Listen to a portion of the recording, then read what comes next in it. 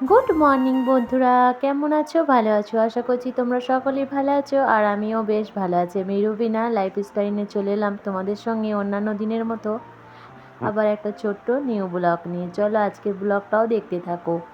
আর কি বলো তো বন্ধুরা, প্রচুর পরিমাণে বৃষ্টি হচ্ছে, বলার কথা না। কখন কমছে, কখন আবার সঙ্গে সঙ্গে কিছুক্ষণ পরই চলে আসছে।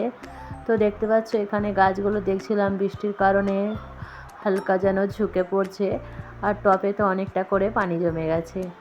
চলো কিছু করার নেই, তারপরে ঠিকঠাক করবো। এখন আগে চলে আসি, যেহেতু মুখ ধুচ্ছিলাম, ঘুম থেকে উঠেই ভালো লাগছিল না একদমই। ভাবলাম চলো আগে ঝটপট আগে মুখটা ধুয়ে নিই। যেহেতু ব্রাশ করতে করতে একটু আধটু এদিক ওদিক ঘুরে ফেললাম, তারপরে মুখটা ধুয়ে নিই। তারপরে ভাবছি আজকে যেহেতু শরীরটা অনেকটা খারাপ, ভালোও লাগছে না, চটজলদি আজকে কাজগুলো করে নিতে হবে। আর হ্যাঁ বন্ধুরা, শহরে থাকি বলে সবাই হয়তো ভাবে শহরে থাকি কিছুই কাজকর্ম আমরা করি না, ওই খাওয়া দাওয়া করি, রান্না বান্না করি আর বসে থাকি। জানে না যে দেশের মানুষরা যে শহরে যেই কাজ থাকে আর দেশেও একই পরিমাণে একই কাজ থাকে। শহরে থাকি বলে কি রান্না বান্না কোনো জিনিসই কি করতে হয় না হয়তো, এইটা ভাবে কি জানি না, কিন্তু দেশে যেই কাজ আর শহরে একই কাজ, হয়তো একটু এদিক ওদিক হতে পারে। হয়তো নিজের মর্জিতে যেইগুলো করি সেইটা হয়তো দেশে নিজের মর্জিতে হয় না, বাকি সব কাজই একই। সংসারের কাজ মানেই যেখানেই থাকা না কেন একই কাজ হবে। তারপরে চলো দেখতে পাচ্ছ গাছগুলোয় জল দিয়ে দিচ্ছিলাম, যেগুলো এইগুলোতে যেহেতু বৃষ্টির জল পাই না, তো সেই কারণে জল দিয়ে দিচ্ছিলাম এগুলোতে একটু। আর দেখতে পাচ্ছ এখানে ওই মানি প্ল্যান্টের একটা পাতা আধখানা শুকিয়ে গেছিলো, তাই সেইটাকে আমি ছিঁড়ে দিলাম দাঁড়িয়ে দাঁড়িয়ে। তারপরে চলো আজকে টিউশনে স্কুল ছুটি বলে টিউশন জলদি যেতে হবে, তো ভাবলাম চলো ওদিকে আগে টিউশনটা পাঠিয়ে দিই, তারপরে সব সমস্ত কাজ করব। আর এইখানে আমার ছেলেকে আমি একটু জামা কাপড় পরিয়ে দিচ্ছিলাম। আমার ছেলে তো হেসে মরে যাচ্ছে, সে ক্যামেরার দিকে তাকে একটু এদিক ওদিক ভঙ্গি করছে। আবার এই যে ওর বোন চলে এসছে, তার চেনটাকে নিয়ে এদিক ওদিক করে খুলে দিচ্ছে, আর তাকে একটু পাউডার মাখিয়ে দিচ্ছে। সে হেসে হেসে আলা হয়ে যাচ্ছে। কেন হাসছে যেন বন্ধুরা, ওকে ক্যামেরায় নিয়েছি বলে। আমার ছেলে ক্যামেরায় আসতে পছন্দ করে না অতটা। আমার মেয়েরা আসতে চায়, কিন্তু আমার ছেলে মোটেই আসতে চায় না। তো যখনই ওকে নিই তখনই ও লজ্জা পায়, বলে মাম্মি আমার মুখ নেবে না, তুমি যেমন আগে করতে তেমন করো। তারপরে দেখতে পাচ্ছ এই যে চলে যাচ্ছে ঝপঝট করে, যেহেতু টাইম হয়ে যাচ্ছে ওই জন্য জলদি চলে গেল। তারপরে চলো আমিও রুমের ভিতরে ঢুকে পড়লাম। এই যে ফুচকুকে জামাটা ভিজিয়ে ফেলেছিল, জামাটা চেঞ্জ করে দিলাম, দিয়ে ঘর বাড়িগুলো এবার গোটানি করে নিই। যেহেতু বাড়ি ফাঁকা হয়ে গেল, এই সময় চট জলদি কাজগুলো সেরে নিই। যেহেতু আমার একদমই শরীর ভালো নেই কদিন ধরে, জ্বর, তারপরে হাতে যন্ত্রণা প্রচণ্ড, সর্দি প্রচুর, আর এখন এত মৌসুম খারাপ, সেই কারণে সবারই শরীর অসুস্থ হয়ে পড়ছে, বড় ছোট, কী আর করবো বলো। আর বাড়িতে যেহেতু একাই থাকি, একাই সব কাজটা কমপ্লিট করতে হয়, যতই শরীর খারাপ হোক না কেন। যেহেতু এখানে কেউ থাকে না, থাকে সবাই, অনেক সবাই থাকে, তো কি বলো তো, সবারই কাজকর্ম আছে, সবাই একটু দূরে দূরে থাকি। তো সেই কারণে শরীর খারাপ হলে তো নিজের বাড়ির কাজকর্ম নিজেকেই করতে হবে। হয়তো যখন খুব শরীর খারাপ হবে হয়তো কেউ এসে একটু দেখা করে গেল, কিংবা খানিকক্ষণ বসে একটু গল্প করলো, কিংবা হয়তো একটু একটু কাজও করে দিয়ে গেল। কিন্তু কাছে থাকলে হয়, দূরে দূরে থাকলে তো কে কার করবে বলো। আর যেহেতু ছোট ছোট বাচ্চাদের নিয়ে থাকি, আমার একটু বেশ পরিশ্রমটা বেশি হয়ে যায়। চলো কিছু করার নেই, কাজকর্ম করতে থাকি আর আমার ভিডিওটা দেখতে থাকো।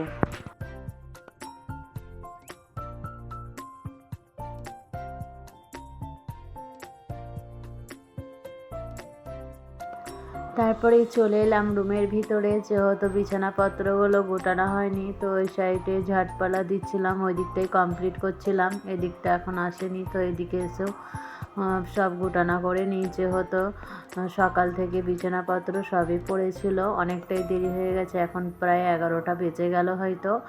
তো আমি চলো চট জলদি আগে কাজগুলো সেরে নিই, তারপরে এখনও বাকি সারাদিন কত কাজ পড়ে আছে। বললাম না শহরে থাকি বলে হয়তো ভাবে সবাই কাজকর্ম কিছুই থাকে না, কিন্তু না গো, প্রচণ্ড শহরে যেন আমার মনে হয় বেশি কাজকর্ম থাকে, দেশের থেকে কম।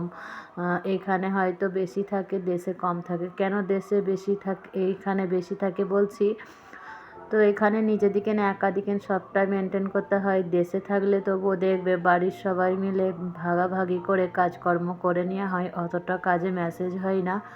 যেহেতু আমি যদি রান্না বান্না করি, হয়তো শাশুড়ি মা কিংবা জায়েরা থাকলে কিংবা সবাই মিলে যদি বাড়িতে থাকা হয়, একটা একটা করে এদিক ওদিক করে সবাই মিলে কাজগুলো কমপ্লিট করা হয়। আর এখানে তো নিজের দিকে একা থাকতে হয়। আমার তো মনে হয় শহরের থেকে দেশেই ভালো। দেশে সব জিনিসটা সব কিছু ঠিকঠাক টাইমে হয়ে যায়, আর শহরে সব জিনিসটাই উলটপালট হয়ে যায়, খাওয়া দাওয়া কাজকর্ম সবটাই এদিক ওদিক হয়ে যায়। আমি তো পারি না সব সময় ঠিক টাইমে করতে। চলো, সবাই সমান নয়, শহরেও অনেক সবাই আবার দেশের মতনই মেনটেনে চলে।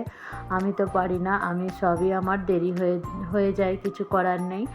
যেহেতু অভ্যাস হয়ে গেছে, যতই চেষ্টা করি তাড়াতাড়ি উঠবো কিংবা তাড়াতাড়ি করব, উঠতে তো হয় সকালে একবার বাচ্চাদের স্কুলে যাওয়ার জন্য, কিন্তু অনেক রাতে শোয়া হয় বলে বাচ্চাদের স্কুলে পাঠিয়ে দিয়ে আবার কিছুক্ষণের জন্য শুয়ে পড়ি, 1-1.5 ঘন্টার মতো। কেন শুয়ে পড়ি? উঠলে ওঠা হয়ে যায়, কিন্তু যেদিন ভিডিও শ্যুট করার থাকে সেদিন সত্যি বলছি বন্ধুরা জলদি উঠে পড়ি। কেন, একটা মাথায় টেনশন থাকে যে আজকে আমাকে ক্যামেরা করতে হবে। আর কি বলো তো বন্ধুরা, এই রাতের দিকে বাচ্চাদিকে খাইয়ে দাইয়ে শুইয়ে দিয়ে ভিডিও এডিটিং করার থাকলে ভিডিও এডিটিং করতে গেলে প্রায় 2.5-3 ঘন্টার মতো লেগে যায়। ওইখানে এরকম করতে করতেই 3টে 3:30টার মতো বেজে যায়, তারপরে ঘুমাই। বলো, প্রতিদিন যদি এইভাবে রাত জাগা হয়, এইভাবে কষ্ট করি, তো সকালে আর ভালো লাগে কিছুক্ষণ, ওই জন্য ঘুমিয়ে যাই। তো তারপরেই চলো চটজলদি ঘর দোরগুলো সব কিছু ফুটানো কমপ্লিট হয়ে গেল। আর আমার হচ্ছে ওই ঘর মোছার স্ট্যান্ডটা লাঠিটা ভেঙে গেছে, তো ভাবলাম চলো, অনেক দিন ঘর বসে বসে মোছাও হয়নি এরকমভাবে, চলো তো সুযোগ পেয়েছি মুছেই নি এইভাবে। কিন্তু মুছছিলাম, ভালো লাগছিল, হাতে করে মুছলে বেশ খুব সুন্দর পরিষ্কার হয়, সব জায়গাটা নিট অ্যান্ড ক্লিন হয়। কিন্তু বন্ধুরা একটাই কষ্ট হচ্ছিল, এমনি শরীর খারাপ, আবার তাতে কোমরে যন্ত্রণা আমার অনেক বেশি হয়ে গেছে। বসে মুছছিলাম, মনে হচ্ছিলো যেন আর আমি কোমরটা তুলতে পারছি না, এতটাই কষ্ট হচ্ছিল। কিছু করার নেই, তারপরে এই যে মোছামুছি করে নিলাম, তারপরে রান্নার ব্যবস্থায় চলে এসেছি। যেহেতু এখন বাড়ি ফাঁকা, ফুচকু একটু খেলা করছে, রান্নাটা চটপট করে নিই। আর এখানে দেখতে পাচ্ছ 2 রকম মাছ ছিল, একটা সাদা ছিল আর একটা ওই যে মশলা মাখানো ছিল। মশলা মাখানো যেগুলো ছিল, ওই একটা ভাইয়ারাও মাছ ধরতে গেছিলো, তারা মাছ দিয়েছিল কটাতে, একসঙ্গে মিক্স করে নিলাম, দিয়ে রান্নাটা বসাবো। যেহেতু ওদেরও অনেক মাছ ছিল, ওরা এত মাছ খাবে না, বলে ভাবি তোমরা 2টো কটা নিয়ে নাও আমাদের থেকে, দিয়ে তোমরা আজকে রান্না করে নাও। বললাম ঠিক আছে। আর মাছ খেতেও মন চাইছে না, অনেক দিন ধরে একভাবে মাছ খাওয়া হচ্ছে, কী আর করব, কিছু করার নেই, যেহেতু আছে রান্নাই করে নিচ্ছি। আর চলো রান্নাটা করতে থাকি, তোমরা দেখতে থাকো, আর তোমাদের সঙ্গে কিছু কমেন্ট আমি শেয়ার করতে থাকি। ফার্স্ট কমেন্ট এসেছিলো, অনেক ভালো লেগেছে সাংসারিক ভিডিও, তাই লাইক দিয়ে দেখে নিলাম, আরও নতুন নতুন ভিডিও আপলোড করুন। আমার অপেক্ষায়, আপনার অপেক্ষা থেকে দোয়া ভালোবাসা রইল, সুখী ভিডিও চ্যানেল, আপনার দোয়া ভালোবাসা চাই। থ্যাংক ইউ, অসংখ্য ধন্যবাদ। এইভাবেই পাশে থেকো ভাইয়া, এইভাবেই সাপোর্ট করো, নিশ্চয়ই তোমারও আমি পাশে আছি। সেকেন্ড কমেন্ট এসেছিলো, আমি চলে এলাম তোমার ভিডিও দেখতে, থ্যাংক ইউ ভিডিও দেখার জন্য, থ্যাংক ইউ, অসংখ্য ধন্যবাদ। থার্ড কমেন্ট এসেছিলো, ওয়াও নাইস ভিডিও, দেখে নিলাম, ভালো লাগলো বোন, থ্যাংক ইউ, অসংখ্য ধন্যবাদ, এইভাবেই পাশে থেকো। 4 কমেন্ট এসেছিলো, nice video, thank you. 5 comment এসেছিলো, খুব সুন্দর হয়েছে, আমি ঝুমা দিদি, থ্যাংক ইউ ঝুমা দিদি, অসংখ্য ধন্যবাদ নামটা বলার জন্য।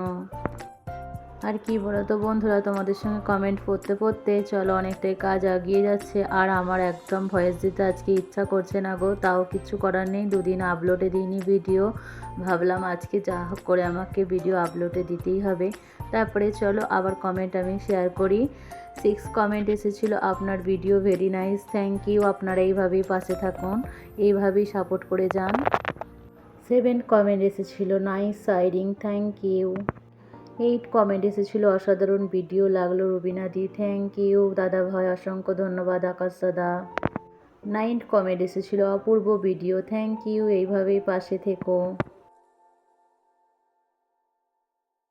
10 কমেন্ট এসেছিলো, অসাধারণ ভিডিও আপু, থ্যাংক ইউ, অসংখ্য ধন্যবাদ। আর আমার ভিডিওতে এত সুন্দর সুন্দর তোমরা কমেন্ট করো, আমার যতই শরীর খারাপ হোক না কেন পরবর্তী ভিডিও বানাতে আমাকে খুবই ভালো লাগে আর উৎসাহ দেয়। যেহেতু তোমরা এত সুন্দর সুন্দর কমেন্ট করো, আমি না ভিডিও বানিয়ে না থাকতে পারি না। যেহেতু ভাবি এত মানুষ আমার ভিডিও অপেক্ষায় বসে থাকে আর আমি ভিডিও করব না, এইটা আমার একটু খুব কষ্ট হয়। তারপরেই চলো, দেখতে পাচ্ছ অর্ধেক মাছ ভাজা হয়ে গেছিলো আর এই বড় মাছটা পুরোটা আমি রেখে দিয়েছিলাম। আমাকে বেশ এই লাইলন টিকার মাছগুলো বড় রেখে দিয়ে ভাজলে খুব ভালো লাগে খেতে। আর তোমরাও বন্ধুরা একটু এই লাইলন টিকার মাছ তোমরা ভেজে আর একটু পেঁয়াজ, লেবুর রস সব জিনিসটা মাখিয়ে দিয়ে খাবে, খুবই টেস্ট লাগে। তারপরে চলো মাছের রেসিপিটা বানাচ্ছি, তোমরা দেখতে থাকো কীভাবে আজকে মাছের রেসিপিটা বানানো হচ্ছে। আর চলো আবার তোমাদের সঙ্গে কিছু কমেন্ট আমি শেয়ার করে নিই। 11 কমেন্ট এসেছিলো, খুব সুন্দর ভিডিও করলে, খুব পরিষ্কার কাজকর্ম করলে, খুব সুন্দর পরিষ্কার হয়েছে, খুব খুব ভালো লাগলো। থ্যাংক ইউ, অসংখ্য ধন্যবাদ এত সুন্দর করে কমেন্ট করার জন্য। তোমরা এইভাবেই পাশে থেকো। 12 কমেন্ট এসেছিলো, অসাধারণ একটা ভিডিও দেখলাম দিদিভাই, তাই খুব ভালো লাগলো। সত্যি তোমরা এত সুন্দর কমেন্ট করেছো, আমারও খুবই সুন্দর লাগছে আর খুব ভালো লাগছে তোমাদের কমেন্টগুলো নিতে। তোমরা এইভাবেই পাশে থেকো। 13 কমেন্ট এসেছিলো, তোমার রান্নাঘরটা খুব বড় আর খুব সুন্দরভাবে গুছালে, খুব ভালো লাগলো, পাশে আছি। থ্যাংক ইউ, অসংখ্য ধন্যবাদ। এইভাবেই পাশে থেকো, এইভাবেই সাপোর্ট করে যেও দিদিভাই। তারপরেই চলো, রান্না করতে করতে তোমাদের সঙ্গে অনেক কমেন্ট শেয়ার করলাম। দেখতে পাচ্ছ রান্নার রেসিপিটা আমি মাছের কীভাবে তোমাদের সঙ্গে শেয়ার করছি, সবটাই পুরোটা দেখাচ্ছি। দেখতে পাচ্ছ এখানে আমি ওই যে মাছগুলো খুব ভালোভাবে ভেজে তো প্রথমে রেখে দিয়েছিলাম, তারপরে মশলাটা করছি। তোমরা দেখতে পাচ্ছ আর এখানে এত জোর ফুটছিল, আমার তো ভয় লেগে যাচ্ছিলো, ছিটকাচ্ছিলো প্রচণ্ড। কিছু করার নেই, ছিটকাচ্ছিল আর কী করবো। তারপরে দেখতে পাচ্ছ এখানে আমার মাছের রেসিপি বানানো কমপ্লিট হয়ে গেছিলো, তোমাদের সঙ্গে একটুখানি শেয়ার করলাম। পুরোটা নিতে পারলাম না, আর কিছু করার নেই, যেহেতু সবই বলছি শরীর অসুস্থতার কারণে অনেকটাই আমি অসুস্থ হয়ে পড়েছি, ভালোও লাগছে না। আর আমি ভিডিওতে যে ভয়েসটা দিচ্ছি এইটাও আমার একদমই ভালো লাগছে না, কি করব। প্রথমে বললাম তারপরে করতে হবে, কিছু করার নেই। তারপরে এই সাইডে ফুচকুকে খিদে পেয়েছিল, তো ভাবলাম চলো দুধটা ফুটিয়ে নিই। ফোটাতে এসে দেখি 1 প্যাকেট দুধ পুরোই কেটে গেল। সঙ্গে সঙ্গে আবার কী করবো, একটু লেবুর রস দিয়ে দুধটা আরও ভালোভাবে কাটিয়ে নিলাম, কাটিয়ে ছানা করে দিলাম। ছানাটা যেহেতু খাই মাঝে সাঝে দিই, দেখি ভালোই খাই, তো আজকেও ভাবলাম চলো আজকে একটু তাহলে যেহেতু এরকম হয়ে গেল করে নিই। তারপরে এই যে ফুচকুকে এখানে বসিয়ে দিয়ে গেলাম, খাটের উপরে এসে দেখি ছটফট করছে। আর এই যে এখানে আমার একটা বান্ধবী ফোন করেছিল, এই পাশেই থাকে, তার সঙ্গে একটু কথা বলছিলাম আর ওকে একটু খাইয়ে দিচ্ছিলাম। তাকে খাইয়ে দিচ্ছি, সে একদমই খেতে চাইছে না, নিজে এক হাতে খাবে। দেখছো বন্ধুরা কেমন বদমাইশ হয়েছে, কতটা দুষ্টুপনা করছে। তাকে বলছি আমি খাইয়ে দিচ্ছি, সে একদম খেতে চাইছে না। তো আবার বলছি একটু জল খেয়ে নাও, বলে না খাবো না, ওইটাই খাবে। দিয়ে দেখো কীরকম ঠেলে ফেলে দিচ্ছে, এখন খাবে না। তারপর আমি ওর কাছ থেকে ভাবলাম একটু উঠে যাই, যেহেতু না উঠে গেলেও খেতেই চাইবে না, একা হাতে খাবে বলছে। দেখি তাহলে, তোর বাবা বাড়িতে ছিল, বলে তুমি ওকে ছেড়ে দাও, তো দেখি ও একা খেতে পারছে কি।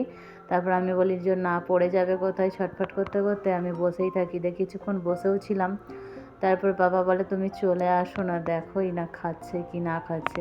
তো আমি একটু লুকিয়ে পড়েছিলাম, দেখি খাই কি। দিয়ে আমি উঠে চলেই গেলাম এখন। তো দেখো তারপরে দেখছি নুকে নুকে তো টুকটুক করে খাচ্ছে। তারপরে আবার অনেকক্ষণ পর রান্না বান্না ছাড়া হয়ে গেছিলো বলে আর প্রচণ্ড মেঘ ধরেছে।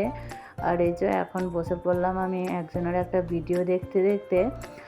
আর জামা কাপড়গুলো অনেক কাঁচা হয়েছিল, দেখতেই পেলে প্রথমে সিঁড়ির কাছে কত জামা কাপড় শুকাচ্ছিল, যেহেতু 2 দিন 3 দিন লেগে যাচ্ছে জামা কাপড় শুকাতে। তো বসে পড়লাম জামা কাপড় গোটাতে। এই যে এখন বসে বসে একজনের ব্লগ ভিডিও দেখছি আর জামা কাপড়গুলো গুটিয়ে নিচ্ছি তাড়াতাড়ি করে, যেহেতু কাজকর্ম হবে আর আমারও কারোর ভিডিও দেখাও হবে। যেহেতু একদম তো বসে কারোর ভিডিও দেখার টাইম নেই, তো এই কারণে প্রায় সময় আমি কি করি, কাজকর্ম করি আর কিছু মানুষের ভিডিও চাইলে রেখে দিই। তারপরে এই চলো এত জামা কাপড় মনে মনে ভাবছি কখন আর গোটানো হবে, ভালো লাগছে না, কি শরীর অসুস্থ। আর কি বলো তো বন্ধুরা, শরীর অসুস্থ হলে একদমই ভালো লাগে না কিছু কাজকর্ম করতে। আবার নিজে নিজেই ভাবি মনের জোর দিই কি আর করবে, পড়ে থাকলে পড়েই থাকবে আর ঘরও এলোমেলো হয়ে থাকবে, আমারও ভালো লাগবে না।